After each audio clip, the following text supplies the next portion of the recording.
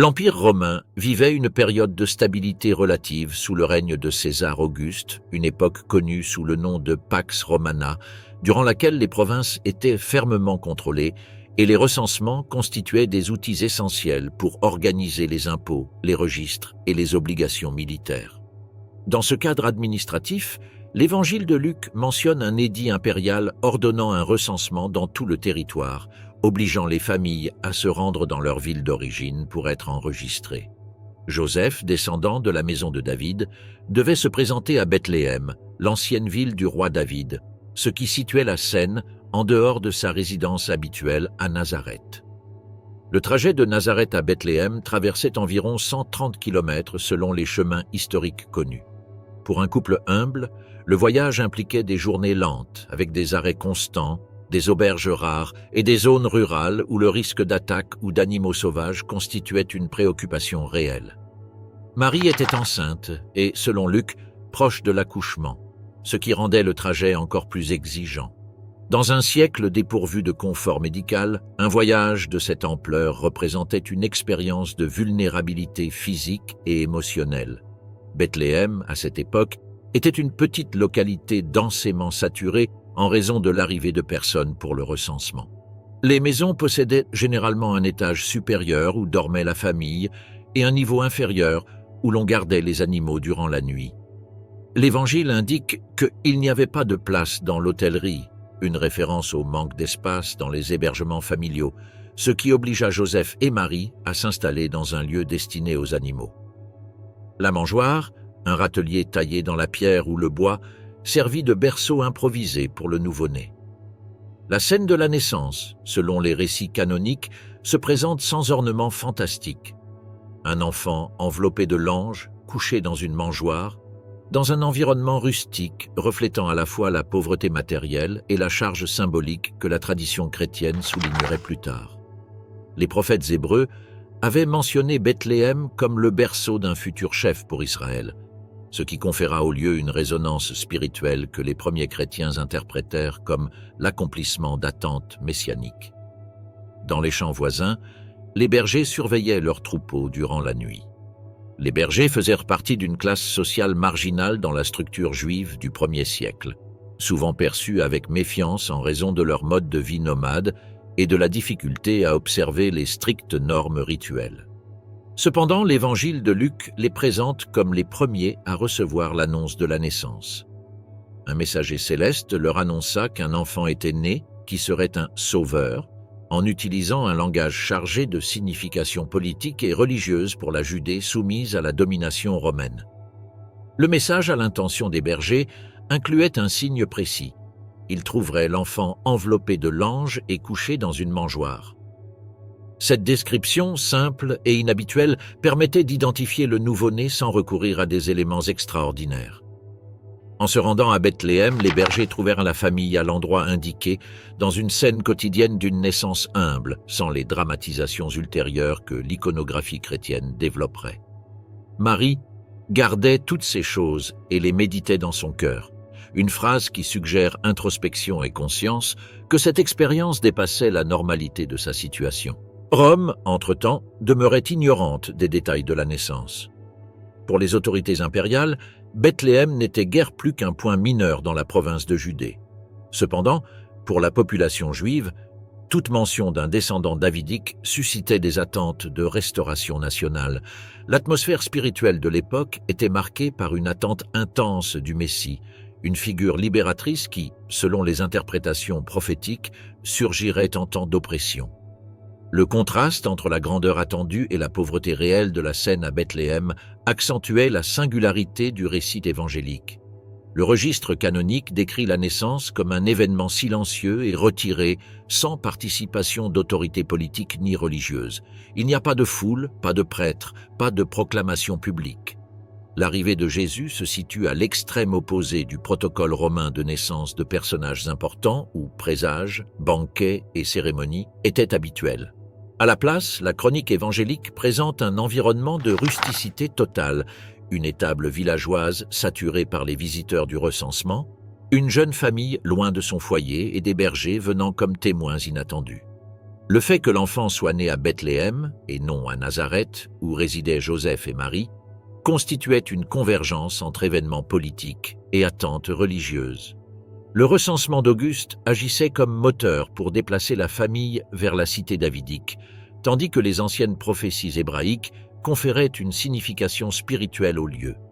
Le récit ne développe pas d'effets miraculeux ni de phénomènes extraordinaires durant la nuit de la naissance, au-delà de l'annonce faite aux bergers, laissant l'accent sur l'humanité de l'événement. Bethléem restait durant ces jours un noyau saturé et effervescent par l'arrivée de migrants temporaires. La présence d'un nouveau-né dans des conditions aussi austères n'aurait pas été exceptionnelle dans la réalité socio-économique de la Judée. Ce que souligne le récit évangélique, c'est l'interprétation ultérieure que la communauté chrétienne attribuerait à cet épisode. Le contraste entre la petitesse du décor et la grandeur du message attribué à l'enfant nouveau-né. Les rois mages et la persécution d'Hérode. L'évangile de Matthieu raconte l'arrivée de mages, terme désignant des sages ou des astrologues provenant de régions orientales qui avaient observé un phénomène céleste interprété comme le signe de la naissance d'un roi des Juifs. Bien que la tradition ultérieure les ait transformés en rois, leurs fonctions originales étaient plus proches de l'observation astronomique et de l'interprétation des signes célestes, pratique courante en Perse, en Babylonie et dans d'autres cultures de l'Orient. Le récit ne précise pas leur nombre, seulement qu'ils apportaient 3 dons: l'or, l'encens et la myrrhe, éléments symboliques dans la culture ancienne. Leur présence en Judée suggérait que la naissance survenue à Bethléem avait une résonance au-delà de ses frontières. Ces hommes arrivèrent d'abord à Jérusalem, la capitale religieuse et administrative de la région, en quête d'informations. Leur question « Où est le roi des Juifs qui vient de naître ?» suscita immédiatement l'inquiétude dans le palais royal. Hérode le Grand, installé par Rome comme roi client, était connu pour son obsession de conserver le pouvoir. Son règne avait été marqué par des intrigues, des exécutions internes et des alliances stratégiques destinées à maintenir la faveur romaine.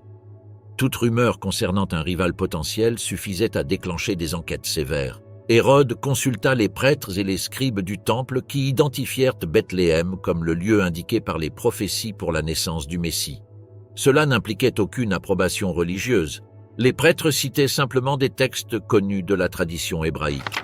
Le roi, apprenant cette interprétation, convoqua les mages en secret afin de préciser le moment où ils avaient vu le signe dans les cieux. Ce détail n'est pas développé dans le fil narratif, mais il est essentiel pour comprendre la chronologie ultérieure de la persécution. Il demanda aux sages d'aller à Bethléem et de revenir l'informer. Il se présenta comme un allié désireux d'adorer l'enfant, mais son véritable objectif était d'éliminer toute menace à son trône. La tension politique sous-tendait chacun des gestes du monarque, un homme vieillissant mais toujours redouté, connu pour avoir exécuté même des membres de sa propre famille lorsqu'il soupçonnait des conspirations. Les mages se mirent en route vers Bethléem, un trajet de quelques kilomètres depuis Jérusalem. Le texte mentionne que le signe céleste réapparut et s'arrêta au-dessus de l'endroit où se trouvait l'enfant, un langage reflétant la perception ancienne des corps célestes comme guides divins, sans détail sur leur nature physique. Ils arrivèrent à la maison, non à l'étable, ce qui indique que la famille ne se trouvait plus à l'endroit de la naissance, et ils trouvèrent l'enfant avec sa mère.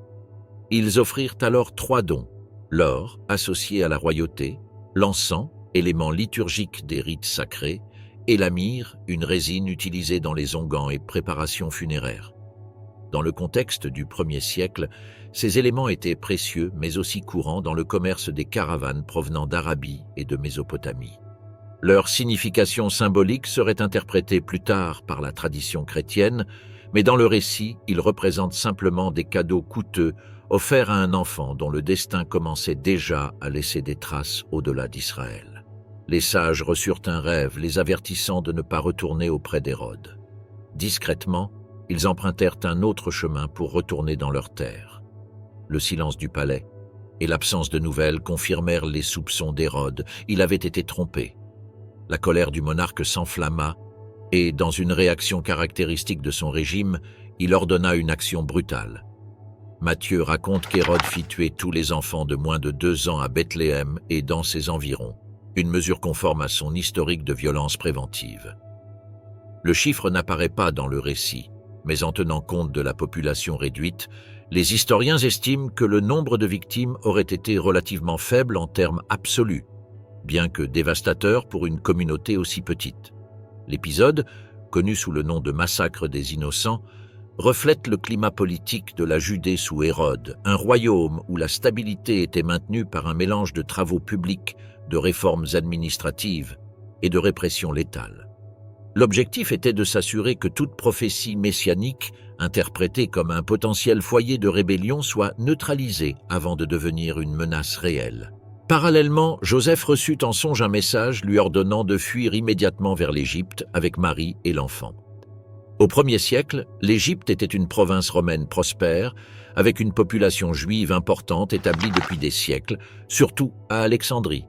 C'était une destination raisonnable pour des réfugiés cherchant une protection temporaire hors de portée d'un monarque local. Le trajet de Bethléem jusqu'à la frontière égyptienne impliquait plusieurs jours de voyage en traversant des routes commerciales sûres, mais non dépourvues de dangers naturels et humains. La fuite en Égypte plaça la famille dans un schéma courant parmi les réfugiés du monde antique. Joseph, Marie et Jésus s'intégrèrent dans un pays où existaient des communautés juives organisées, capables d'offrir un soutien de base aux nouveaux arrivants. L'Évangile ne décrit pas les détails de leur séjour. Il mentionne seulement qu'ils y restèrent jusqu'à la mort d'Hérode. Le régime de terreur du roi prit fin avec son décès, survenu en l'an 4 avant Jésus-Christ. J.C. Après quoi ces territoires furent répartis entre ses fils, reconfigurant la carte politique de la région. Après la mort du monarque, Joseph reçut de nouveau l'instruction de retourner en Israël. Mais en apprenant qu'Archélaüs, l'un des fils d'Hérode, gouvernait la Judée, il craignit de s'y installer et se dirigea plutôt vers la Galilée. Ainsi, la famille s'établit à Nazareth, un petit village sans importance politique ni religieuse, éloigné des centres de pouvoir et de contrôle. Ce déplacement clôtura le cycle qui avait commencé avec le recensement romain et la persécution hérodienne. Lorsque la famille s'installa finalement à Nazareth, l'enfant grandit loin du tumulte qui avait entouré ses premières années, dans un environnement rural où la vie s'organisait selon les saisons, les travaux manuels et les anciennes coutumes. Et tandis que cette installation définitive marquait le début d'une enfance silencieuse, commençait aussi la période la moins documentée et la plus mystérieuse de sa vie. L'enfance à Nazareth et les années cachées. Nazareth, au 1er siècle, était un petit village situé dans les collines de Galilée, une région agricole traversée par des chemins secondaires et peuplée de communautés juives modestes. Il n'apparaît pas mentionné dans les textes historiques en dehors des évangiles, ce qui suggère sa taille réduite et son importance limitée à cette époque. Les habitations étaient généralement construites en calcaire local, avec des toits plats et de petites pièces partageant l'espace avec des ateliers domestiques. C'est dans cet environnement rural et isolé que l'enfance de Jésus a commencé, loin de villes comme Jérusalem ou Séphoris, où l'activité politique, religieuse et commerciale était plus intense. L'économie de Nazareth était marquée par le travail manuel. Joseph était tecton, un terme grec désignant les artisans travaillant le bois, la pierre ou les deux matériaux. Dans une région où la pierre était abondante et le bois rare, le métier combinait de multiples compétences: réparation d'outils agricoles, construction de poutres, fabrication de cadres, portes, jougs et éléments de base pour les maisons et les greniers.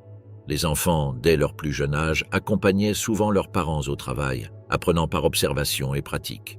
Il est raisonnable de penser que Jésus a grandi dans ce rythme quotidien, participant à des tâches simples propres à un enfant de sa communauté. La vie familiale juive était profondément liée aux fêtes, aux prières quotidiennes et à l'observance de la loi. L'éducation commençait à la maison. Marie et Joseph auraient enseigné à leurs fils les prières traditionnelles, les commandements et les histoires de la Bible hébraïque. La synagogue locale jouait un rôle éducatif fondamental. On y écoutait la lecture de la Torah, on récitait des psaumes et on apprenait à interpréter les textes sacrés. Dans un contexte où l'alphabétisation n'était pas universelle, la transmission orale avait un poids décisif. La mémoire, le rythme et la répétition déterminaient la manière dont les enfants absorbaient le contenu spirituel de leur culture.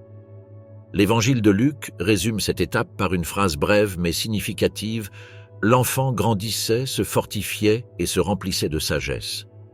Cette affirmation souligne un développement global, physique, intellectuel et spirituel, sans apporter d'anecdotes spécifiques. Le silence sur l'enfance de Jésus n'est pas inhabituel dans la littérature biographique ancienne, qui se concentrait généralement sur la vie adulte et les épisodes d'importance publique. La tradition ultérieure a tenté de combler ces vides avec des histoires apocryphes, mais les évangiles canoniques restent sobres, laissant ces années comme une étape silencieuse. La Galilée du 1er siècle était un mosaïque culturel. Bien que majoritairement juive, elle était influencée par la présence romaine, par les villes hellénisées et par les routes commerciales traversant la région. Séphoris, situé à quelques kilomètres de Nazareth, était l'un des centres urbains les plus importants. Après la mort d'Hérode, la ville fut reconstruite et embellie, devenant un point stratégique administratif.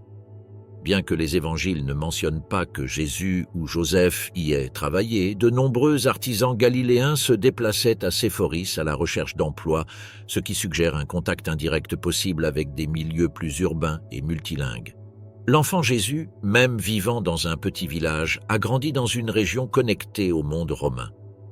L'apprentissage religieux comprenait la mémorisation du schéma Israël, la prière centrale du judaïsme, et la participation aux fêtes annuelles comme la Pâque, la Pentecôte et les tabernacles. Ces célébrations marquaient non seulement le calendrier spirituel, mais aussi le rythme social des communautés. Les familles voyageaient ensemble à Jérusalem lorsque les circonstances le permettaient, renforçant les liens identitaires du peuple juif avec sa capitale sacrée. Luc indiquera plus tard l'un de ces voyages lorsque Jésus avait 12 ans. La vie à Nazareth se déroulait entre travaux agricoles, artisanat et pratiques communautaires. L'agriculture de subsistance, composée de blé, d'orge, de vignes et d'oliviers, définissait une grande partie de l'économie. Les familles participaient à la récolte, à la fabrication d'huile et de vin et à l'entretien des terrasses agricoles construites pour éviter l'érosion des collines. Les enfants contribuaient également à des tâches simples, puiser de l'eau, aider à soigner les petits animaux, transporter de petites charges. Jésus aurait partagé cette routine quotidienne avec les jeunes de son âge, une éducation pratique qui formait des habitudes de discipline, de résistance et de solidarité. L'identité juive était profondément liée à l'observance de la loi. Dès son plus jeune âge, Jésus aurait appris les règles alimentaires, les jours de repos, l'importance de la pureté rituelle et la centralité du temple de Jérusalem comme axe spirituel du peuple. La Galilée, malgré sa distance géographique de la capitale, maintenait une relation étroite avec les traditions religieuses. Les synagogues fonctionnaient comme des centres de cohésion communautaire, particulièrement dans les zones rurales où la vie quotidienne était régie à la fois par le travail et par la spiritualité. Le silence des évangiles sur l'adolescence de Jésus, une période communément appelée les années cachées, a suscité la curiosité pendant des siècles. Cependant, l'absence de récits extraordinaires souligne un enseignement implicite. Jésus a vécu une enfance ordinaire au sein d'une famille juive de classe ouvrière. Il a grandi sans privilèges politiques ou économiques, dans une région périphérique, en contact avec la dureté du travail manuel et les exigences de la vie rurale. Sa connaissance ultérieure des Écritures, sa capacité oratoire et sa compréhension profonde de la société juive du 1er siècle se sont formées dans ce cadre domestique et communautaire. Les tensions politiques de la région faisaient partie de ce contexte. Après la mort d'Hérode, la Judée est passée sous le contrôle direct de Rome, tandis que la Galilée était gouvernée par Hérode Antipas, un autre fils de l'ancien roi. L'administration romaine imposait des impôts rigoureux, surveillait les mouvements de population et maintenait une présence militaire au point stratégique. Bien que ces tensions n'affectaient pas directement la vie quotidienne dans des villages comme Nazareth, elles façonnaient le climat général d'incertitude, d'attente messianique et de résistance culturelle qui caractérisait le peuple juif. La croissance de Jésus dans cet environnement a combiné une identité profondément enracinée dans les traditions d'Israël avec une exposition indirecte à des influences extérieures. Sa formation spirituelle, sa sensibilité envers les marginalisés et sa compréhension de la vie quotidienne des paysans, artisans et pêcheurs sont nées sur les chemins poussiéreux et silencieux de Galilée. Jésus a 12 ans au temple. Pâques était la principale fête du calendrier juif, commémoration de la libération d'Israël de l'esclavage en Égypte. Chaque année, des milliers de pèlerins se rendaient à Jérusalem pour offrir des sacrifices et participer au rituel du Temple, le centre spirituel de la nation. Luc raconte que Joseph et Marie assistaient régulièrement à cette célébration, ce qui indique leur dévotion et leur fidélité à la loi. Lorsque Jésus eut 12 ans, l'âge précédant la reconnaissance formelle de la responsabilité religieuse, ils firent avec lui le voyage de Nazareth à la ville sainte. C'était un trajet de plusieurs jours, suivant des routes connues qui longeaient la vallée du Jourdain avant de monter vers les collines de Judée. Le pèlerinage se faisait en caravane familiale. Les groupes s'organisaient pour se protéger des bandits et partager les ressources. Les enfants se déplaçaient souvent avec des parents ou des voisins, jouant, apprenant des chants liturgiques et observant le paysage qui se transformait en montant vers Jérusalem. La capitale, avec son temple visible de loin, était une vision impressionnante pour ceux qui arrivaient pour la première fois ou pour ceux qui, comme Jésus, la visitaient chaque année lors de fêtes spéciales. Pour un enfant de Galilée, l'ampleur du temple devait susciter un profond émerveillement. Les vastes cours, les prêtres en vêtements blancs, les chants des Lévites et le mouvement constant des pèlerins offraient une expérience sensorielle différente de la vie rurale.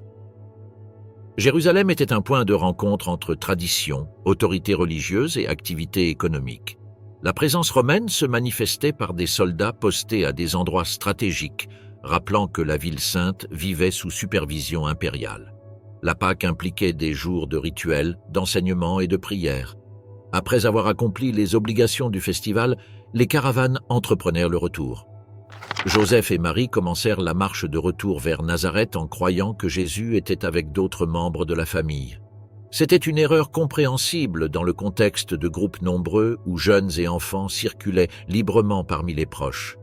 Ce n'est qu'à la fin de la journée, lorsqu'ils cherchèrent leur fils dans les différents segments de la caravane, qu'ils découvrirent qu'il n'était pas là. L'inquiétude se transforma en urgence.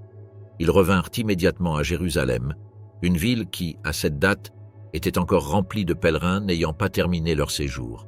Ils cherchèrent dans les marchés, les places, les auberges et les rues connues sans obtenir d'informations concrètes. La recherche dura 3 jours, une période que le récit souligne avec un ton d'angoisse familiale avant de révéler la découverte inattendue. Jésus se trouvait dans le temple, assis parmi les docteurs de la loi. Les maîtres étaient des hommes instruits, experts dans les écritures et les interprétations traditionnelles. Les cours du temple étaient des espaces où ces maîtres conversaient, expliquaient des passages bibliques et débattaient de questions théologiques. Il était courant que les pèlerins écoutent ces discussions, mais il était inhabituel qu'un enfant participe activement. Luc décrit Jésus écoutant et posant des questions. Ce détail est significatif car, dans le monde juif, l'apprentissage reposait autant sur la question que sur la réponse.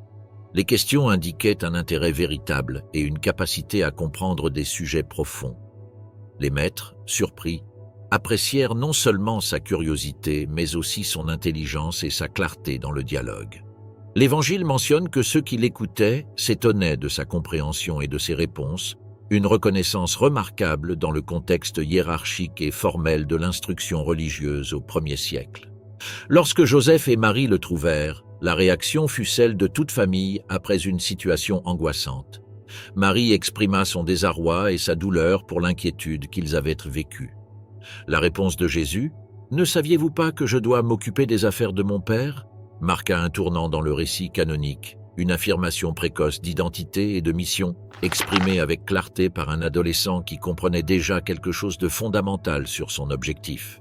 Ce n'était pas une déclaration provocante, mais une révélation sur sa relation avec Dieu et son orientation spirituelle.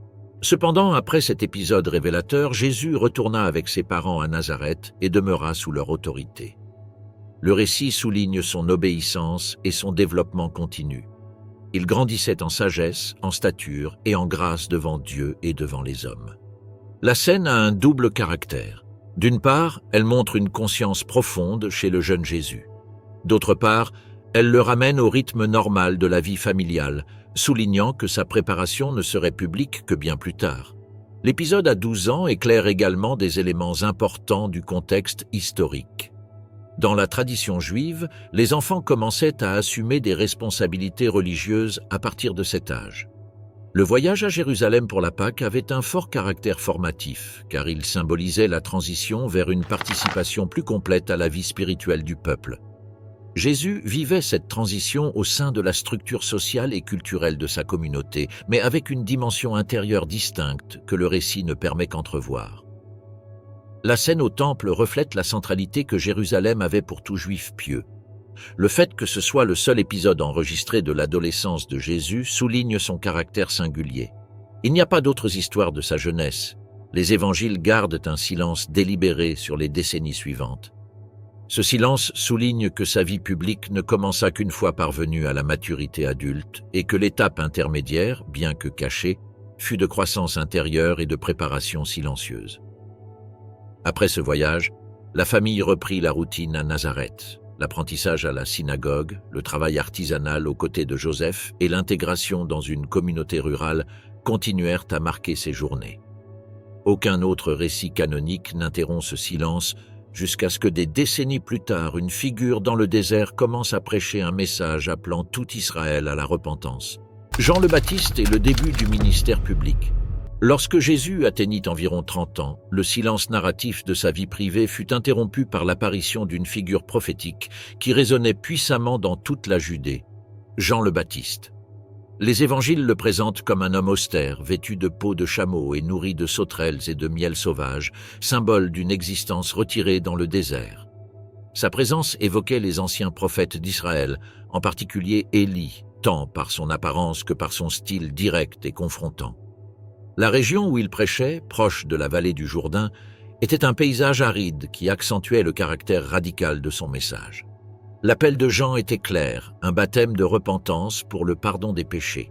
L'acte de s'immerger dans l'eau symbolisait une transformation intérieure et un retour sincère vers Dieu. Dans une société marquée par les tensions politiques, les attentes messianiques et les règles religieuses strictes, sa prédication attirait les foules. Les évangiles décrivent que des personnes de Jérusalem, de Judée et de toute la région du Jourdain venaient écouter son message. Beaucoup se demandaient si lui-même serait le Messie attendu, mais Jean le niait catégoriquement et annonçait la venue de quelqu'un de plus puissant. Le rite du baptême qu'il pratiquait avait une signification particulière. Pour les Juifs, les purifications par l'eau étaient connues, mais le baptême de Jean impliquait un engagement moral profond, une reconnaissance publique d'un besoin spirituel. Sa prédication dénonçait l'injustice sociale, la corruption et l'hypocrisie. Il exigeait honnêteté des soldats, demandait aux collecteurs d'impôts de ne pas abuser de leurs fonctions et appelait le peuple en général à partager avec ceux qui n'avaient ni vêtements ni nourriture. Son message comportait une dimension éthique forte qui préparait le terrain pour quelque chose de plus grand. C'est dans ce contexte que Jésus arriva de Galilée au Jourdain. L'évangéliste Matthieu relate que Jean fut surpris de le voir parmi la foule, reconnaissant en lui une autorité spirituelle supérieure à la sienne. Il tenta de l'en empêcher, disant que c'était lui qui devait être baptisé par Jésus, mais Jésus insista pour accomplir toute justice. Le baptême, en ce sens, n'impliquait pas une confession de péché de la part de Jésus, mais un acte d'identification avec le peuple, un pas nécessaire dans le plan divin selon le récit canonique. Lorsque Jésus sortit de l'eau, les évangiles mentionnent 2 éléments clés. Le ciel s'ouvrit et l'Esprit descendit comme une colombe, tandis qu'une voix proclamait qu'il était le Fils bien-aimé.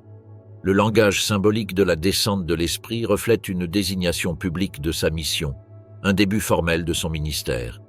Les évangélistes ne décrivent pas un phénomène spectaculaire visible pour tous, mais une expérience profondément significative qui marqua le début d'une nouvelle étape. Après son baptême, Jésus ne se mit pas immédiatement à prêcher.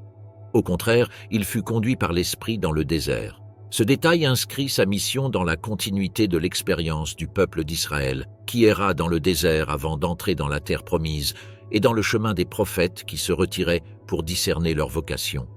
Le désert, dans la mentalité biblique, était un lieu d'épreuve, de purification et de rencontres spirituelles. Et bien que ce chapitre ne développe pas encore ces épreuves, il place Jésus au seuil d'un affrontement direct avec les forces qui cherchaient à détourner son but. La figure de Jean continuait d'exercer une influence importante, tandis que Jésus se préparait à commencer son ministère. Malgré l'émergence de Jésus, les foules continuaient de se tourner vers le Baptiste, ce qui indique que sa prédication avait généré un mouvement considérable. Certains de ses disciples, comme André, finirent par suivre Jésus, reliant ainsi directement le ministère de Jean à celui qui l'annonçait. Historiquement, l'impact de Jean attira également l'attention des autorités. Sa dénonciation contre Hérode Antipas pour sa relation avec Hérodiade provoqua son arrestation et sa mort ultérieure. Cet épisode, relaté plus loin, démontre que la prédication prophétique avait des conséquences politiques réelles dans une région où l'instabilité était constante et où tout mouvement religieux pouvait être interprété comme une menace. Le baptême de Jésus inaugura une étape chargée de sens dans le récit canonique. À partir de ce moment, Jésus devient une figure publique, dotée d'autorité spirituelle et reconnue par une manifestation divine. Le désert serait le premier lieu où cette autorité serait mise à l'épreuve, avant qu'il ne commence à appeler des disciples et à annoncer le royaume de Dieu dans les villages et villes de Galilée et de Judée. La tentation dans le désert. Après son baptême dans le Jourdain, Jésus s'est retiré dans le désert, guidé, selon les évangiles, par l'Esprit. La région désertique de Judée était un paysage hostile. Collines rocheuses, ravins profonds, végétation rare et un silence absolu seulement interrompu par le vent ou par des animaux adaptés à ces conditions extrêmes. Là, loin des villages et des routes fréquentées, Jésus est resté 40 jours. Ce nombre, chargé de résonance biblique, évoquait des épisodes tels que les 40 ans d'Israël dans le désert et les 40 jours de Moïse sur le Sinaï. Plus qu'un chiffre exact, l'expression transmettait une période prolongée de préparation, de solitude et de confrontation. Pendant ce temps, Jésus jeûna. La pratique du jeûne était courante dans le judaïsme du 1er siècle, liée au repentir, à la recherche de discernement et à la dépendance envers Dieu. Cependant, un jeûne aussi long l'aurait physiquement affaibli. Les évangélistes soulignent qu'à la fin de la période, Jésus eut faim, une affirmation qui met en évidence sa pleine humanité. C'est dans cette vulnérabilité physique que s'est déroulé l'affrontement avec la figure que les évangiles appellent Satan, l'adversaire, dont le but était de détourner la mission de Jésus avant même qu'elle ne commence publiquement. La première tentation survint en lien direct avec son besoin fondamental. Le tentateur lui suggéra de transformer des pierres en pain, jouant à la fois sur la faim et sur la possibilité d'utiliser son autorité immédiatement et de manière centrée sur lui-même. La réponse de Jésus cita les Écritures: « L'homme ne vivra pas de pain seulement », rappelant que la dépendance humaine ne se réduit pas au matériel. Le refus n'impliquait pas de nier l'importance de la nourriture, mais de rejeter l'usage du pouvoir à des fins individuelles en dehors du dessein divin qu'il reconnaissait comme central. La deuxième tentation se déroula sur un point élevé du temple de Jérusalem. Les évangiles décrivent ce mouvement sans en détailler la mécanique, se concentrant sur le symbolisme du défi, se jeter dans le vide pour montrer que les anges le soutiendraient. Satan, selon le récit, cita même un psaume pour justifier sa proposition, manipulant les Écritures à son avantage. Jésus répondit par une autre citation biblique: « Tu ne tenteras pas le Seigneur ton Dieu ». La tentation visait à provoquer une manifestation spectaculaire obligeant à croire par un pacte visuel, une voie d'exhibition que Jésus rejeta. La troisième tentation conduisit Jésus sur une haute montagne d'où, symboliquement, le tentateur lui montra les royaumes du monde. L'offre consistait à lui accorder l'autorité sur eux en échange d'adoration. Cette proposition attaquait le cœur du concept de messianisme dans la culture juive. Beaucoup attendaient un leader politique capable de libérer Israël du joug romain et d'établir un royaume terrestre. La tentation faisait donc appel à une voie immédiate de pouvoir sans souffrance ni sacrifice. Jésus la rejeta de nouveau en citant les Écritures. Seul Dieu devait être adoré. Le refus excluait toute possibilité d'un messianisme fondé sur la domination politique ou des alliances avec des forces opposées au dessein divin qu'il affirmait suivre. Après ce triple affrontement, les évangiles disent que le tentateur se retira pour un temps, laissant entendre que les pressions et oppositions spirituelles ne disparaîtraient pas, mais reviendraient à des moments critiques. La présence d'anges qui l'assistèrent à la fin du jeûne suggère un rétablissement physique et émotionnel après l'intense expérience, sans ajouter de détails extraordinaires, au-delà d'un acte de consolation et de renforcement. Le désert, dans la tradition biblique, était un lieu où les identités se révélaient. Dans l'histoire d'Israël, la traversée du désert a défini la relation du peuple avec Dieu. Pour les prophètes, le désert symbolisait l'espace en dehors de la corruption urbaine où se discernait la volonté divine. Dans le cas de Jésus, cette période a fonctionné comme un filtre qui a clarifié le type de mission qu'il entreprendrait. Non une mission orientée vers le pouvoir, le spectacle ou le bénéfice personnel, mais une centrée sur la fidélité, l'humilité et le service. L'expérience de la tentation souligne également l'humanité de Jésus. Les évangiles ne le présentent pas comme un être immunisé contre la faim, l'épuisement ou la pression psychologique. La narration met en avant sa capacité à résister grâce à l'obéissance à Dieu et à l'usage approprié des Écritures, qui apparaissent comme guide moral et spirituel. Cette résistance initiale prépare le lecteur aux futures confrontations qui surgiront avec les autorités religieuses, avec des foules incomprises et avec des disciples qui parfois ne comprendront pas la nature de son message. Après avoir surmonté l'épreuve, Jésus sortit du désert, prêt à commencer son ministère public. L'évangile de Luc mentionne qu'il est revenu avec la puissance de l'Esprit en Galilée, phrase qui relie directement la victoire dans la tentation à l'autorité de sa prédication ultérieure. Son message commencerait à résonner dans les synagogues, les villages et les chemins qu'il parcourait à pied, accompagné d'hommes ordinaires qui se joindraient progressivement à lui. Le choix des 12 apôtres. Après son retour du désert, Jésus commença à prêcher dans la région de Galilée. Le message initial, selon les évangiles, pouvait se résumer en une phrase « Le royaume de Dieu est proche ». Il ne s'agissait pas d'un royaume politique au sens romain, mais d'une réalité spirituelle qui invitait à la conversion et à la transformation du cœur. Son enseignement commença dans les synagogues locales, lieu où il était autorisé à lire et à enseigner comme tout homme juif adulte. Son interprétation des Écritures, directe et autoritaire, suscita surprise et parfois polémique. La popularité de Jésus croissait rapidement. Les foules venaient l'écouter, cherchant des réponses spirituelles, la guérison ou simplement par curiosité de voir un maître différent des rabbins traditionnels. La pression des foules rendait évidente la nécessité de collaborateurs. Les évangiles montrent que Jésus ne choisit pas d'érudits, d'aristocrates, ni de figures influentes, mais des hommes ordinaires dont la vie quotidienne se déroulait dans des métiers manuels. Son choix n'était pas fortuit. Il devait former ceux qui continuèrent sa mission après son départ, et le critère n'était pas le statut social, mais la disposition intérieure.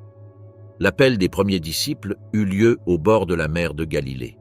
Simon, connu plus tard sous le nom de Pierre, et son frère André lançaient leurs filets lorsque Jésus s'approcha. Il leur dit « Suivez-moi, et je ferai de vous des pêcheurs d'hommes. » L'expression évoquait un nouveau but. Ils n'attraperaient plus des poissons, mais attireraient des personnes vers le message du royaume. Les frères laissèrent leurs filets immédiatement, un geste qui reflétait à la fois l'autorité de Jésus et leur disposition profonde à changer de vie. Peu après, Jésus appela Jacques et Jean, fils de Zébédée, également pêcheurs. Il les trouva réparant des filets avec leur père. Ils laissèrent la barque et l'entreprise familiale pour le suivre. Dans une société où la continuité du métier faisait partie de l'identité familiale, cet abandon symbolisait un engagement radical. Le petit cercle initial était composé de pêcheurs galiléens, hommes habitués au travail dur, aux nuits de labeur, à l'incertitude économique et à la collaboration mutuelle. Un autre appel important fut celui de Matthieu, également appelé Lévi dans certains récits, collecteur d'impôts. Son métier le plaçait en marge de la société, associé à la collaboration avec Rome et à des pratiques abusives. Les collecteurs étaient vus comme impurs et traîtres. Le fait que Jésus le choisisse défiait les normes sociales et religieuses de son temps. Matthieu quitta son poste, offrit un banquet chez lui et rassembla d'autres collecteurs, événement qui provoqua des critiques de pharisiens scandalisés par la proximité de Jésus avec des personnes considérées comme pécheresses. Jésus choisit 12 disciples principaux parmi un groupe plus large de fidèles. Le nombre 12 avait un symbolisme évident. Il rappelait les 12 tribus d'Israël, suggérant l'idée d'un nouveau départ spirituel pour le peuple. Les évangiles s'accordent sur la liste générale des apôtres. Simon-Pierre, André, Jacques, Jean, Philippe, Barthélemy, Matthieu, Thomas, Jacques fils d'Alphée, Thaddée, Simon le Zélote et Judas Iscariote. Chacun venait d'un milieu social différent, mais tous partageaient l'invitation à quitter l'ordinaire pour rejoindre une mission qu'ils ne comprenaient pas encore entièrement. Certains avaient des personnalités impulsives, d'autres un esprit critique ou des réserves intérieures. Pierre serait le leader impulsif et passionné du groupe, Jean le jeune contemplatif proche de Jésus, Thomas l'analytique qui remettait tout en question, Simon le zélote lié à un mouvement de résistance contre Rome. La diversité du groupe reflétait la portée inclusive du message de Jésus, capable de rassembler des hommes de milieux opposés. Les évangiles montrent des moments où Jésus se retirait pour prier avant de prendre des décisions importantes, y compris la sélection des 12. Cette pratique souligne le sérieux du processus. Le choix ne dépendait ni des mérites, ni des connaissances préalables, mais de la volonté de se former sous sa direction. Les apôtres seraient témoins de son enseignement, de ses œuvres et de sa manière de se rapporter aux personnes. Ils apprendraient par la vie quotidienne, voyageant avec lui de village en village, observant son attitude envers les malades, les marginalisés, les leaders religieux et les familles ordinaires. La formation des 12 impliquait également de leur apprendre à se détacher des attentes erronées. Beaucoup de Juifs attendaient un Messie politique qui expulserait les Romains, et certains apôtres ont pu partager cette vision initiale. Jésus, cependant, redéfinissait le concept de leadership. Servir au lieu de dominer, pardonner au lieu de se venger et rechercher les perdus au lieu de condamner. Cette transformation mentale serait fondamentale pour leur futur rôle.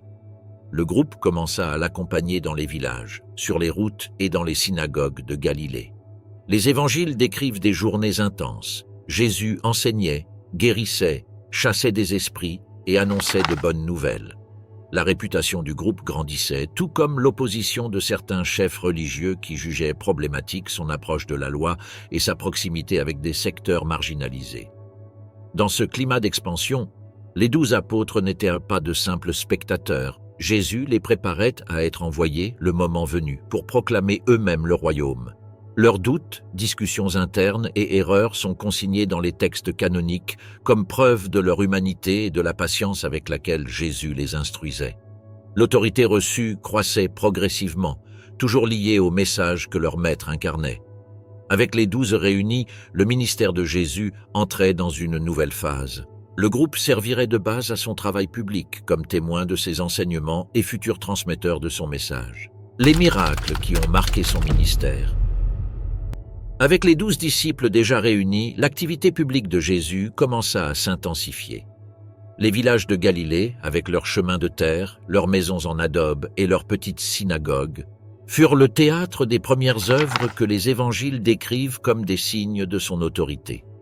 Dans une région habituée aux maladies chroniques, aux ressources médicales limitées et à un système religieux qui associait la maladie à l'impureté, chaque acte de guérison avait des répercussions profondes, tant physiques que sociales. Les miracles ne se présentaient pas comme des exhibitions, mais comme des gestes adressés à des personnes concrètes en situation désespérée. Un des premiers épisodes relatés se déroule à Capharnaüm, une ville de pêcheurs au bord de la mer de Galilée. Là, Jésus guérit la belle-mère de Pierre, qui était alitée avec de la fièvre.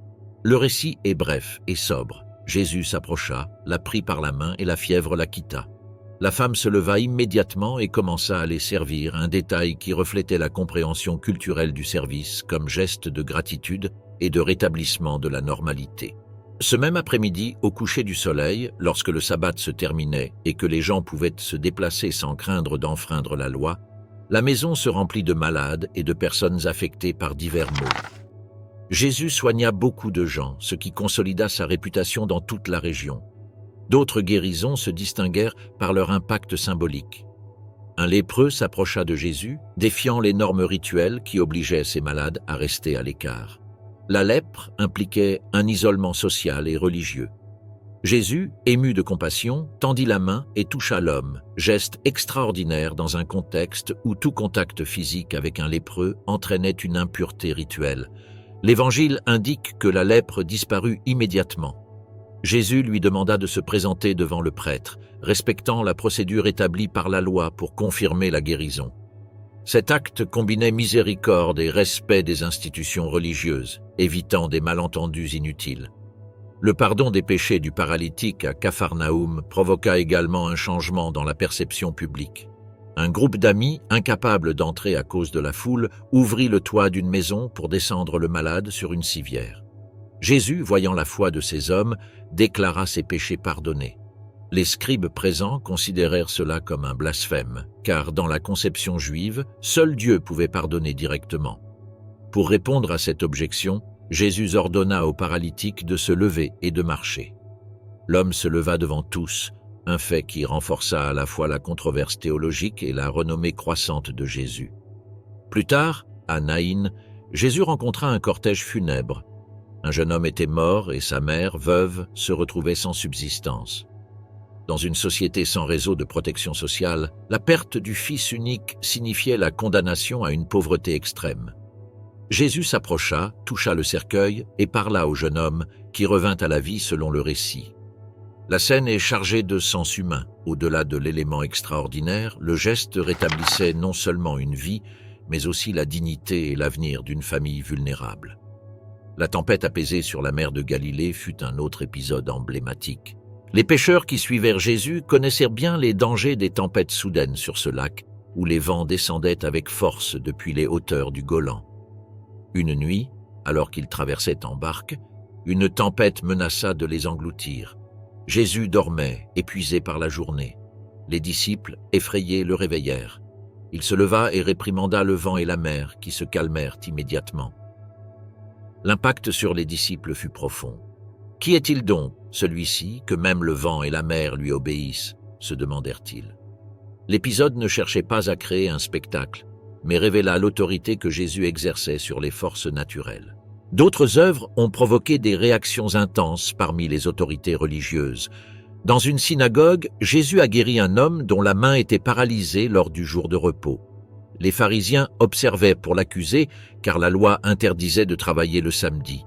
Jésus demanda s'il était permis de faire le bien ce jour-là et, face à leur silence, il rétablit la main de l'homme. Cet acte confrontait directement l'interprétation rigide de la loi, montrant un principe qui guiderait tout son enseignement. Le sabbat a été fait pour l'homme et non l'inverse. Les évangiles racontent aussi des expulsions de démons, comprises dans le contexte du 1er siècle comme des restaurations de santé face à des affections physiques ou psychologiques sévères. À Capharnaüm, un homme possédé fit irruption dans la synagogue en criant. Jésus le réprimanda et l'homme fut rétabli. Ces épisodes, au-delà de leurs interprétations ultérieures, reflètent un schéma constant. Jésus rendait contrôle, dignité et équilibre aux personnes marginalisées par leurs conditions. La multiplication des pains et des poissons fut l'un des événements les plus mémorables. Environ 5000 personnes avaient suivi Jésus dans un lieu isolé et l'heure avancée rendait difficile la recherche de nourriture. Un garçon avait 5 pains et 2 poissons. Selon le récit, Jésus bénit les aliments et demanda qu'on les partage. Tous mangèrent et il resta des paniers pleins. L'épisode, au-delà de sa dimension spirituelle, montrait la capacité de Jésus à mobiliser ses disciples vers la solidarité en situation de besoin. Quant à la résurrection de la fille de Jaïr, un chef de synagogue, elle montra la relation de Jésus avec les personnes influentes comme avec les humbles. En se rendant chez lui, il reçut la nouvelle que la fillette était morte. Jésus rassura le père et poursuivit son chemin. Dans la chambre, accompagné seulement des parents et de 3 disciples, il prit la fillette par la main et elle se leva. La scène resta discrète, indiquant que le but n'était pas la notoriété, mais la compassion.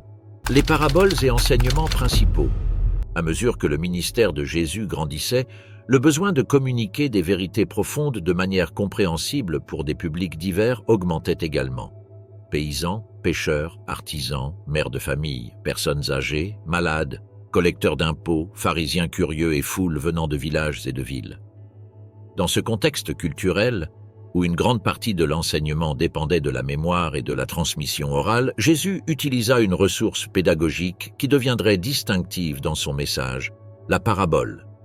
Ces courtes histoires, tirées de la vie quotidienne, contenaient des significations spirituelles invitant à réfléchir sans recourir à des traités théologiques complexes.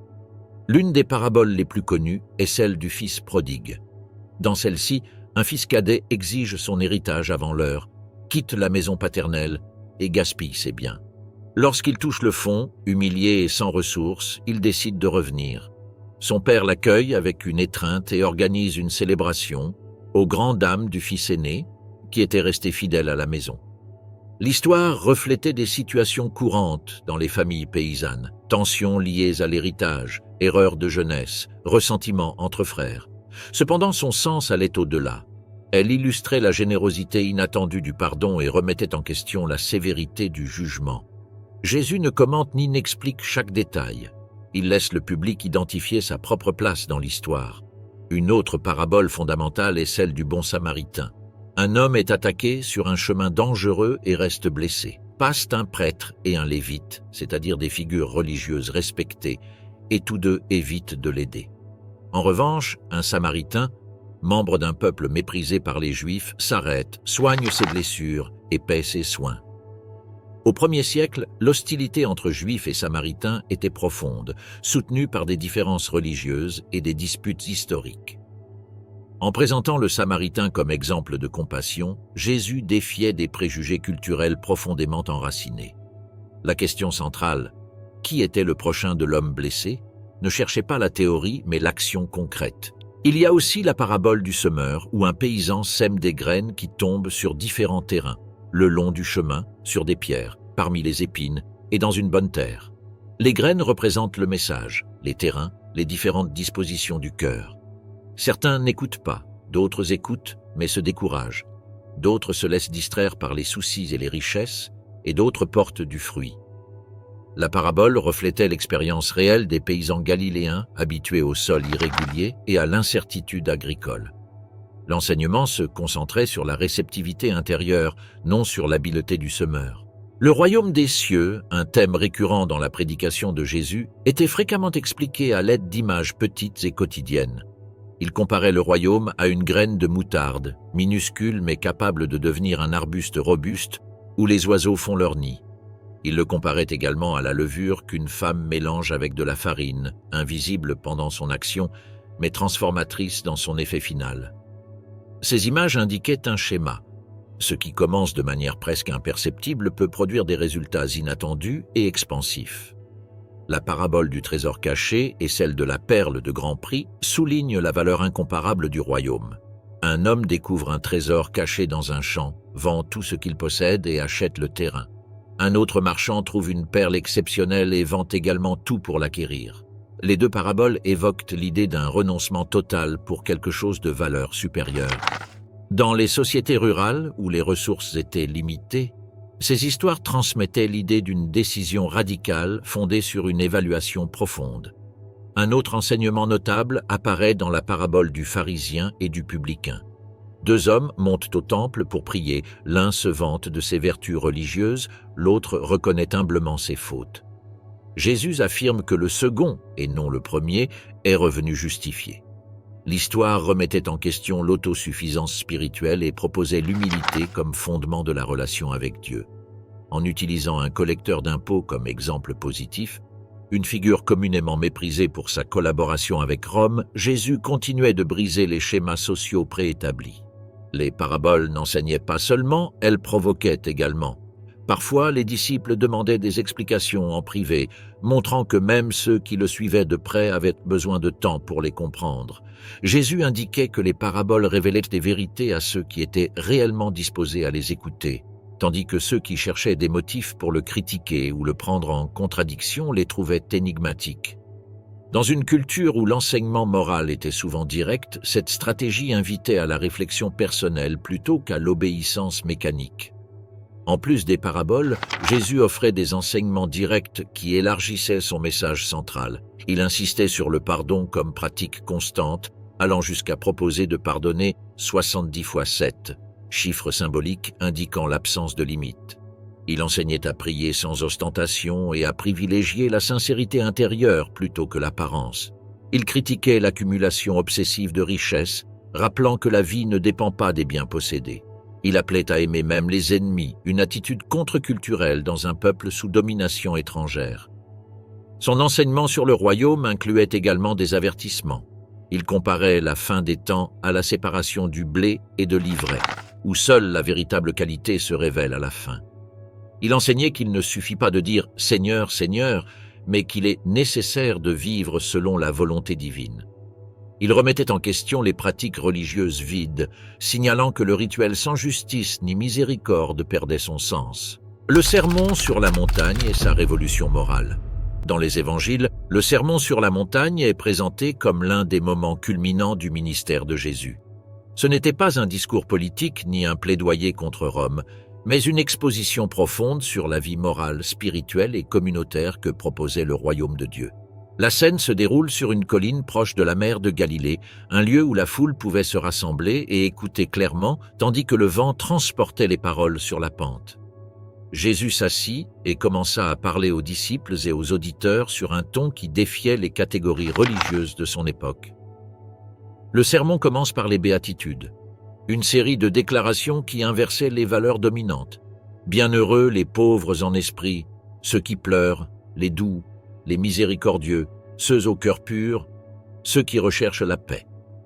Dans un monde où la force militaire, le pouvoir économique et le statut religieux définissaient la hiérarchie sociale, ces affirmations accordaient une dignité spirituelle à ceux qui en étaient dépourvus.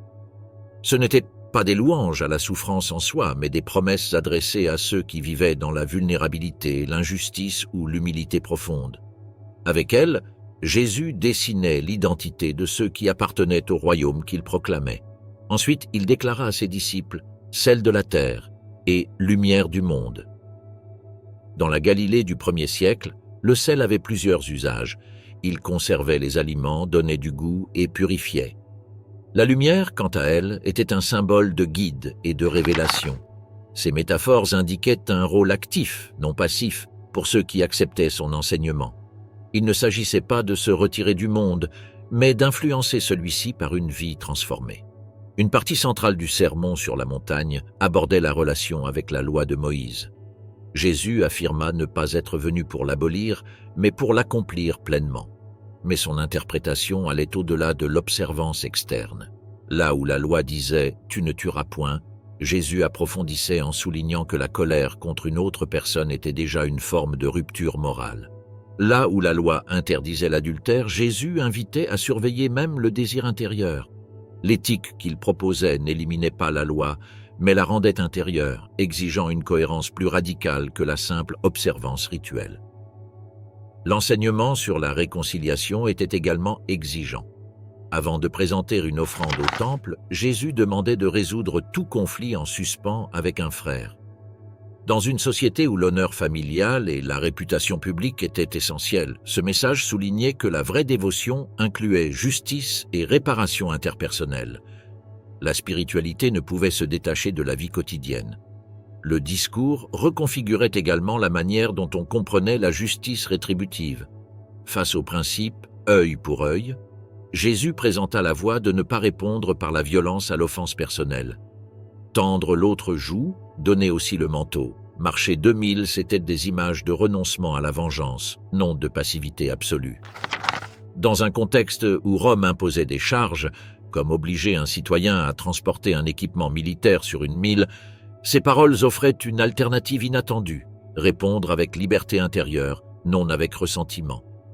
L'enseignement le plus contre-culturel du sermon fut le commandement d'aimer ses ennemis. Dans un peuple opprimé, entendre qu'il devait prier pour ceux qui les persécutaient était déconcertant. Jésus fondait cette idée sur le caractère de Dieu qui fait lever le soleil sur les justes et les injustes. L'amour, en ce sens, n'était pas un sentiment, mais une disposition active vers le bien de l'autre, même de l'adversaire. Cette vision transcendait les barrières ethniques, politiques et religieuses du monde antique. Jésus a également abordé la pratique religieuse, composée de l'aumône, de la prière et du jeûne, avertissant contre l'ostentation. Les œuvres pieuses devaient être réalisées en secret, et non comme un spectacle public. Pour parler de la prière, il a offert un modèle simple que la tradition chrétienne conserverait sous le nom du Notre Père. Cette prière commençait par la sainteté de Dieu, continuait par la demande que son royaume se manifeste et reconnaissait la dépendance quotidienne du pain, le besoin du pardon mutuel et la protection contre la tentation. C'était une prière équilibrée, humble et accessible, très différente des longs discours rituels de l'époque. Le sermon traitait également du thème de l'anxiété quotidienne. Dans une région où l'incertitude économique était fréquente, Jésus appelait à faire confiance à Dieu comme pourvoyeur, sans tomber dans l'obsession de la nourriture ou de l'habillement. Il n'invitait pas à l'irresponsabilité, mais à une vie où l'inquiétude excessive ne gouverne pas les décisions. Il a montré comment les oiseaux du ciel et les lys des champs, éléments familiers du paysage galiléen, vivaient dans un ordre naturel soutenu par Dieu. L'enseignement sur le jugement moral était tout aussi direct. Jésus demandait d'éviter la critique destructrice, comparant ceux qui jugent à quelqu'un qui tente d'ôter une paille de l'œil d'autrui tout en ignorant la poutre dans le sien. L'image était délibérément exagérée, conçue pour souligner le manque de cohérence entre juger et ne pas examiner sa propre vie. Pourtant, le message ne niait pas la nécessité du discernement, comme il l'a montré lorsqu'il a dit qu'on ne devait pas donner des choses sacrées à ceux qui ne les comprendraient pas. Le sermon s'est conclu par un avertissement sur l'importance de mettre ces enseignements en pratique. Il a comparé ceux qui les écoutent et les vivent à un homme qui construit sa maison sur le roc, résistant aux tempêtes, et ceux qui n'écoutent que sans agir à quelqu'un qui bâtit sur le sable. Dans une région comme la Galilée, où les pluies torrentielles pouvaient transformer des lits secs en courants violents, la métaphore était claire et proche de l'expérience de ses auditeurs. Lorsque Jésus eut terminé de parler, la foule était étonnée. Il n'enseignait pas comme les scribes, qui citaient des autorités et des traditions, mais comme quelqu'un qui a autorité en lui-même. Le sermon sur la montagne n'était pas un code légal, mais une invitation à une éthique renouvelée qui transcendait les normes externes pour atteindre le cœur humain. Les conflits avec les pharisiens, les sadducéens et les autorités du temple. À mesure que la renommée de Jésus grandissait en Galilée et en Judée, les tensions avec les groupes religieux qui dominaient la vie spirituelle du peuple juif augmentaient également. Les pharisiens, les sadducéens et les autorités du temple représentaient des courants distincts, chacun avec des intérêts spécifiques au sein du complexe réseau religieux et politique du 1er siècle. La prédication de Jésus, centrée sur l'authenticité intérieure et sur la priorité de la miséricorde sur le ritualisme, se situait de plus en plus en désaccord avec certains secteurs qui maintenaient une interprétation rigide de la loi ou qui bénéficièrent de l'ordre établi.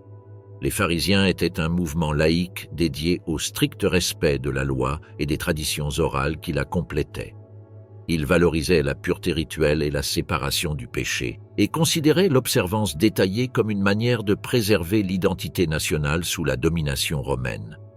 Bien que certains pharisiens montrent un intérêt sincère pour les enseignements de Jésus, beaucoup d'autres le considéraient comme une menace car son message remettait en question des attitudes externes sans transformation intérieure. Lorsque Jésus mangeait avec des collecteurs d'impôts et des pécheurs, les pharisiens le critiquaient ouvertement car ses associations violaient les normes sociales et religieuses qu'il défendait. Jésus répondait à ces critiques par des exemples concrets. À une occasion, voyant un collecteur repentant, il expliqua qu'il n'était pas venu appeler les justes, mais les pécheurs. À une autre, il défendit ses disciples lorsqu'ils furent accusés de ne pas jeûner avec la fréquence attendue. Ces réponses n'annulaient pas la loi, mais la réinterprétaient depuis le cœur de la miséricorde, ce qui gênait inévitablement ceux qui valorisaient plus la forme que le fond. Le sabbat fut un des points de friction les plus importants. Les pharisiens observaient ce jour avec grand zèle, évitant toute activité pouvant être considérée comme un travail. Lorsque Jésus guérit des personnes le sabbat, comme l'homme à la main paralysée ou la femme voûtée, les réactions furent immédiates. Pour certains leaders, guérir équivalait à accomplir un travail interdit. Jésus, de son côté, répondait en demandant s'il n'était pas licite de faire le bien le sabbat. Son argument faisait appel à la logique humaine. Chacun sortirait son animal tombé dans un puits, même en jour de repos. La conclusion était claire, la loi devait servir la vie et non devenir un fardeau oppressif. Les Sadducéens, quant à eux, représentaient un groupe plus proche du pouvoir politique. Ils étaient des prêtres liés à l'aristocratie de Jérusalem, contrôlaient le fonctionnement du temple et entretenaient une relation de convenance avec les autorités romaines. Ils ne croyèrent pas à la résurrection ni aux traditions orales, n'acceptant que la Torah écrite. Bien que leurs rencontres avec Jésus furent moins fréquentes que celles des pharisiens, ils le regardaient avec méfiance, surtout lorsque sa popularité menaçait l'ordre qu'ils administraient. Un des affrontements les plus mémorables eut lieu lorsque les Sadducéens tentèrent de mettre à l'épreuve son enseignement sur la résurrection. Ils présentèrent un cas hypothétique concernant une femme mariée à 7 frères, demandant à qui elle serait épouse dans la résurrection. Jésus répondit en indiquant que dans la vie future, les relations humaines ne suivraient pas les normes terrestres, et cita la Torah pour montrer que Dieu est Dieu des vivants, pas des morts.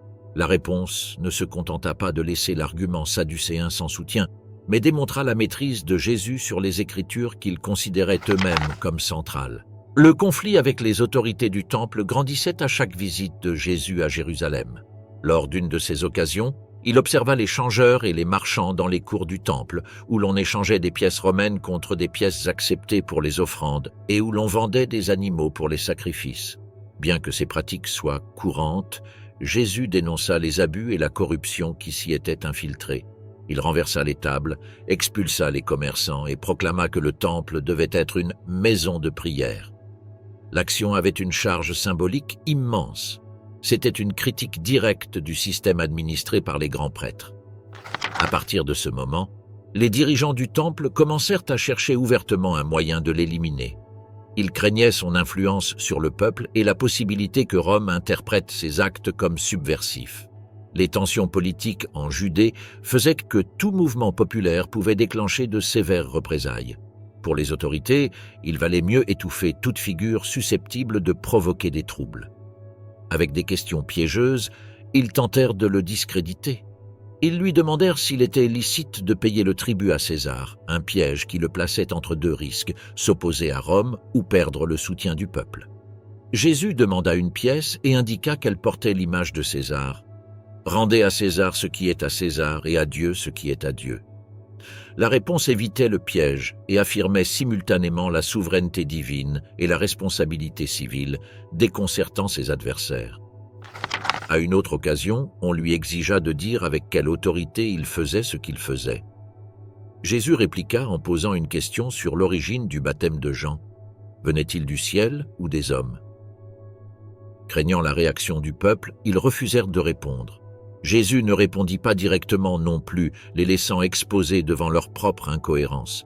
Les tensions n'étaient pas seulement théologiques, mais aussi sociales. Jésus dénonçait l'hypocrisie de certains dirigeants religieux qui cherchaient les premières places dans les banquets et les synagogues, ou qui imposaient de lourds fardeaux sur le peuple sans lever le petit doigt pour les alléger.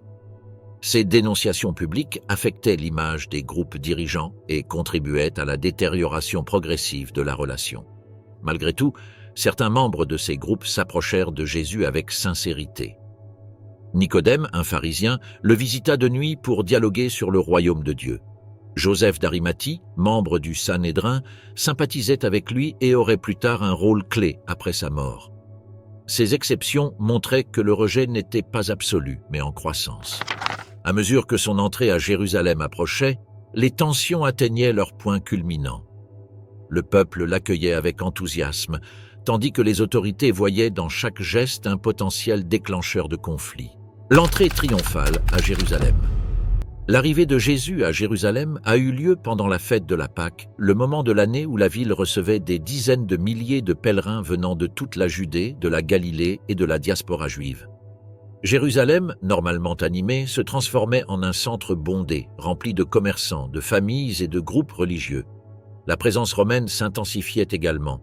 Les autorités craignaient que la combinaison du fervent religieux et de la mémoire historique de la libération ne déclenche une révolte. Dans ce climat de tension politique et spirituelle, Jésus décida de faire son entrée publique. Les évangiles racontent qu'en approchant de Jérusalem, Jésus envoya 2 de ses disciples dans un village voisin pour apporter un âne et son petit. Ce détail n'était pas accidentel. Le prophète Zacharie avait annoncé que le roi d'Israël viendrait humble et monté sur un âne, une image très différente des chevaux de guerre ou des chars impériaux associés au pouvoir politique. Le choix de l'animal transmettait un message de douceur, non de force militaire, et reliait délibérément son action aux attentes messianiques circulant parmi le peuple. En montant sur l'âne, Jésus se dirigea vers la ville par le chemin descendant du mont des Oliviers, un trajet chargé de significations prophétiques pour les Juifs. La foule qui l'accompagnait était composée de pèlerins qui le connaissaient de Galilée, de disciples ayant vu ses enseignements et miracles, et de voyageurs, curieux des rumeurs, qui se joignaient à la procession. Les gens étendaient des manteaux sur le chemin, un geste historiquement réservé pour accueillir les rois et les dirigeants victorieux. D'autres coupaient des branches d'arbres et les agitaient en avançant. Le chant résonnant dans la foule avait des racines anciennes. « Hosanna au fils de David, béni soit celui qui vient au nom du Seigneur ». La scène provoqua une agitation dans la ville. Matthieu souligne que « toute Jérusalem s'agita », se demandant qui était cet homme accueilli avec tant d'acclamations. Les réponses variaient, certains le reconnaissaient comme le prophète de Galilée, d'autres comme maître, et certains, plus enthousiastes, partageaient l'idée qu'il était le Messie. À l'intérieur des murs, en revanche, l'accueil ne fut pas uniforme. Les pharisiens, voyant l'ampleur de la manifestation, demandèrent à Jésus de faire taire ses disciples. Il répondit par une phrase mémorable. « Si eux se taisent, les pierres crieront. » La scène reflétait le choc entre l'enthousiasme populaire et l'inquiétude des autorités. En entrant enfin à Jérusalem, Jésus se rendit au temple, le cœur religieux de la nation. Là, il observa l'activité des changeurs et des vendeurs d'animaux.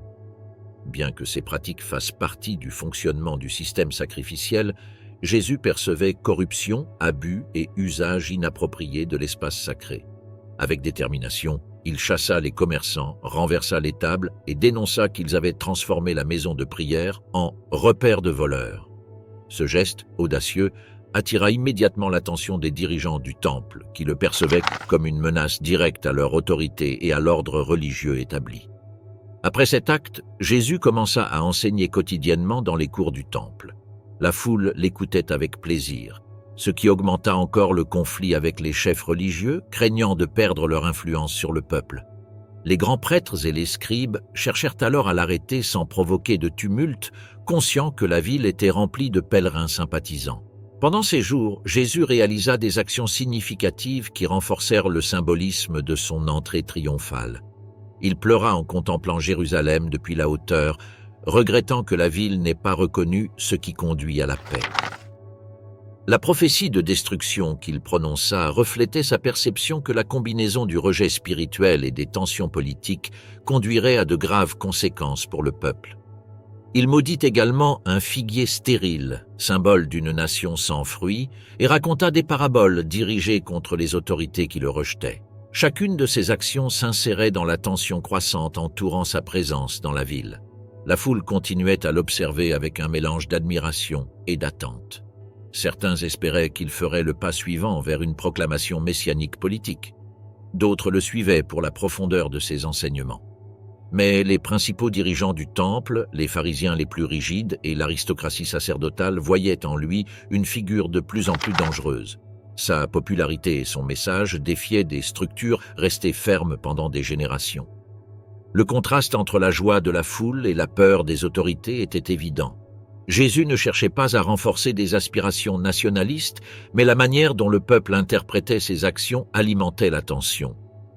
Dans un climat festif, avec des milliers de pèlerins observant chaque mouvement, tout geste pouvait déclencher des réactions imprévisibles. La dernière scène, la trahison et l'arrestation. La semaine de Pâques avançait à Jérusalem et les tensions entourant Jésus devenaient de plus en plus visibles. Malgré la foule qui l'écoutait avec enthousiasme, les autorités religieuses avaient déjà décidé de l'arrêter. Elles craignaient de le faire en plein jour devant le peuple et cherchaient donc une occasion discrète. Dans ce climat de surveillance et de suspicion, Jésus se réunit avec ses disciples pour célébrer un repas qui aurait une signification décisive dans la tradition chrétienne, la dernière scène. Le cadre était une chambre à l'étage d'une maison, probablement dans l'une des zones les plus anciennes de la ville. Jésus avait instruit Pierre et Jean de préparer la Pâque.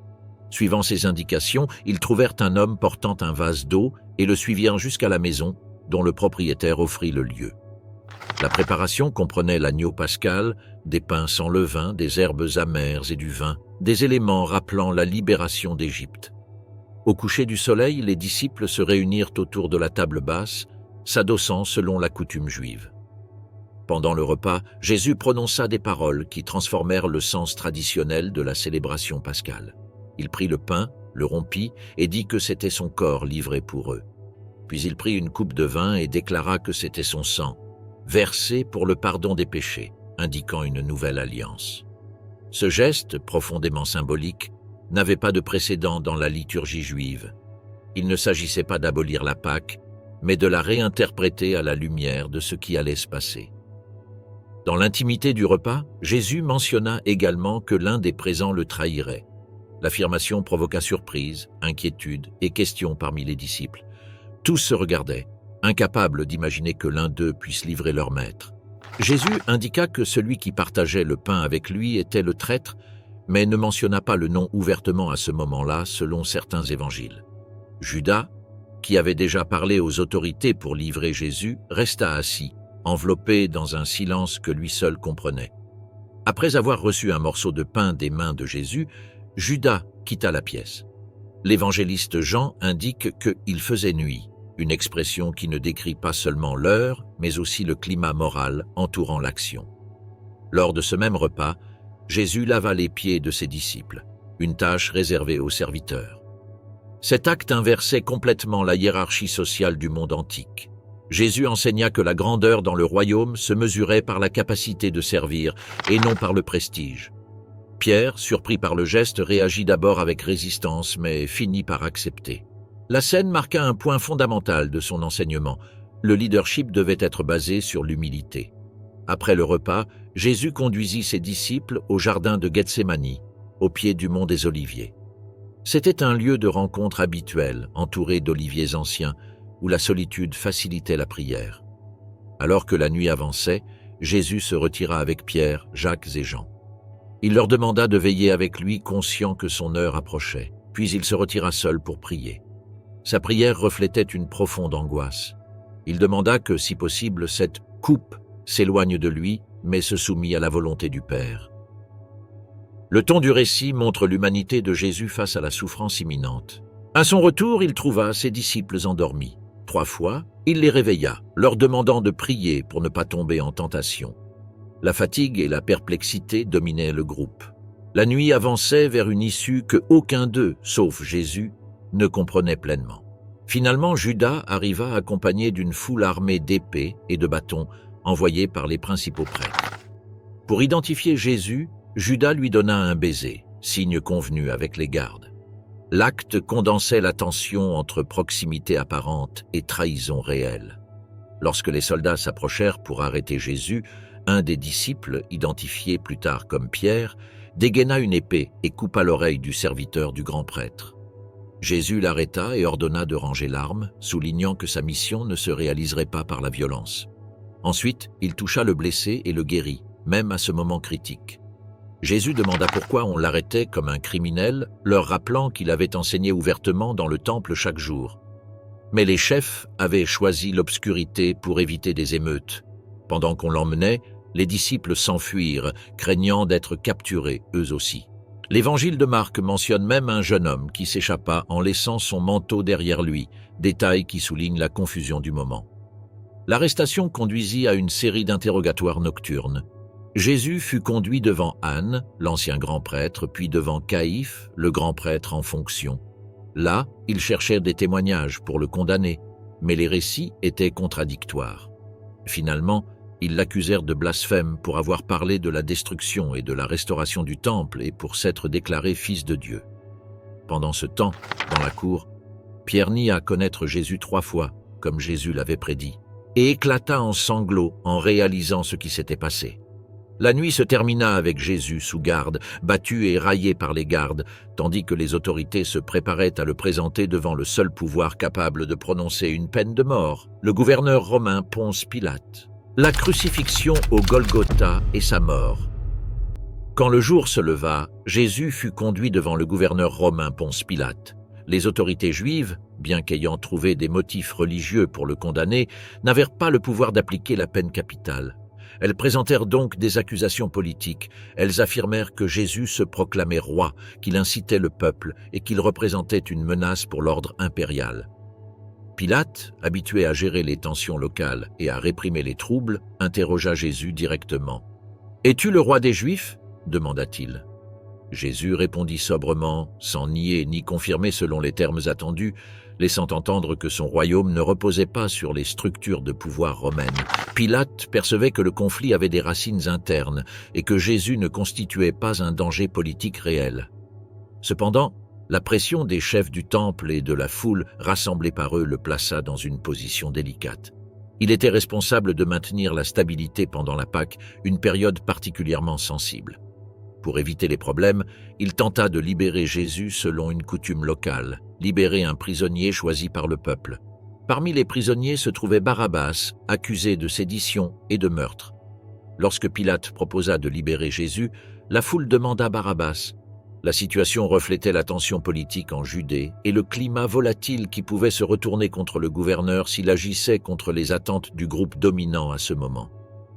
Pilate, essayant de se distancier de la responsabilité, se lava les mains devant la foule, déclarant symboliquement qu'il n'était pas responsable du sang de cet homme. Puis il remit Jésus pour qu'il soit crucifié. Avant l'exécution, les soldats romains le soumirent à une flagellation brutale, pratique courante avant une crucifixion. Ils utilisaient des fouets avec des fragments d'os ou de métal qui déchirèrent la peau. Ensuite, se moquant de l'accusation qui pesait sur lui, ils le vêtirent d'un manteau pourpre, lui mirent une canne dans la main comme sceptre et tressèrent une couronne d'épines qu'ils placèrent sur sa tête. « Salut, roi des Juifs !» criait-il entre coups et moqueries. Chargé du patibulum, c'est-à-dire la pièce horizontale de la croix, Jésus fut conduit vers le lieu de l'exécution, connu sous le nom de Golgotha, lieu du crâne. Le chemin était observé par des pèlerins et des habitants de Jérusalem. Certains se lamentaient, d'autres l'insultaient, d'autres simplement regardaient. À un moment du trajet, les soldats obligèrent un homme nommé Simon de Cyrène à porter la croix derrière Jésus, probablement parce qu'il était déjà trop affaibli par les châtiments reçus. Arrivés au Golgotha, les soldats offrirent à Jésus une boisson mêlée de vin et de myrrhe, une sorte de narcotique léger. Mais il ne la prit pas. Ils le dépouillèrent de ses vêtements, qu'ils se partagèrent ensuite en tirant au sort. Cet acte, courant lors des exécutions romaines, renforçait l'humiliation publique du condamné. Ils le clouèrent à la croix et élevèrent le bois. La crucifixion était une méthode d'exécution conçue pour provoquer douleur prolongée et humiliation. Les victimes pouvaient rester vivantes pendant des heures, voire des jours selon leur état physique préalable. Au-dessus de sa tête, ils placèrent un écriteau écrit en hébreu, grec et latin « Jésus de Nazareth, roi des Juifs ». Pour les autorités romaines, l'inscription servait d'avertissement politique. Pour les chefs religieux, elle était source de moquerie. Pour ses disciples, une déclaration pleine d'ironie. Jésus fut crucifié entre deux criminels, l'un à sa droite et l'autre à sa gauche, position qui accentuait l'intention de le présenter comme un ennemi de l'ordre. Les évangiles rapportent que la foule continuait de s'approcher. Certains chefs religieux se moquaient. Il a sauvé les autres, qu'il se sauve lui-même s'il est le Messie. Les soldats se joignirent également aux moqueries, lui offrant du vinaigre. L'un des malfaiteurs crucifiés l'insultait, tandis que l'autre lui demanda de se souvenir de lui quand il arriverait dans son royaume. Jésus lui répondit qu'il serait avec lui au paradis, un acte de compassion même au milieu de souffrances extrêmes. Malgré la douleur, Jésus parla plusieurs fois depuis la croix. Il confia le soin de sa mère au disciple appelé l'Aimé, montrant une préoccupation filiale même dans ses derniers instants. Il exprima également l'une des phrases les plus complexes du récit évangélique. « Mon Dieu, pourquoi m'as-tu abandonné ?» citant le début du psaume 22, un poème qui commence dans la désolation mais se termine dans l'espérance. La phrase reflétait la profondeur de son angoisse et son identification à la souffrance humaine. À midi, les évangiles décrivent une obscurité qui couvrit la région jusqu'à 3 heures de l'après-midi. Ils n'en précisent pas la nature, mais l'incluent comme un signe dramatique du moment. Enfin, Jésus s'exclama « Tout est accompli » et remit son esprit. Sa mort ne fut pas seulement la conclusion de la torture physique, mais le point culminant de sa mission selon les récits canoniques. Pour accélérer la mort des crucifiés, les soldats avaient l'habitude de briser les jambes des condamnés, les empêchant de se soutenir pour respirer. Quand ils arrivèrent à Jésus, ils le trouvèrent déjà mort. Pour confirmer son décès, un soldat lui perça le côté avec une lance. La mort d'un crucifié pouvait prendre du temps, mais l'état antérieur de Jésus, frappé, flagellé et affaibli par le poids émotionnel de la dernière nuit, aurait accéléré le processus. Joseph d'Arimathie, membre respecté du conseil juif qui n'avait pas participé à la condamnation, demanda à Pilate la permission de retirer le corps. Nicodème, un autre sympathisant, l'accompagna. Suivant les coutumes juives, ils enveloppèrent le corps dans des linges avec des parfums et le placèrent dans un sépulcre neuf creusé dans la roche. C'était une tombe proche du lieu de l'exécution, ce qui permettait de respecter les normes d'ensevelissement avant le début du sabbat. Les femmes qui avaient suivi Jésus depuis la Galilée, parmi elles Marie-Madeleine, observèrent où il était placé. La pierre fut roulée pour fermer l'entrée du sépulcre, et les chefs demandèrent à sécuriser le lieu, craignant que ses disciples n'essaient d'emporter le corps. Ainsi se termina sa vie terrestre selon le récit canonique, clôturant un parcours marqué par des enseignements, des guérisons, des conflits et des décisions qui transformèrent ceux qui le suivirent. Et tandis que la ville retrouvait son calme apparent, un nouveau monde allait s'ouvrir dans la vie de ses disciples au bout de 3 jours. Mais c'est une autre histoire.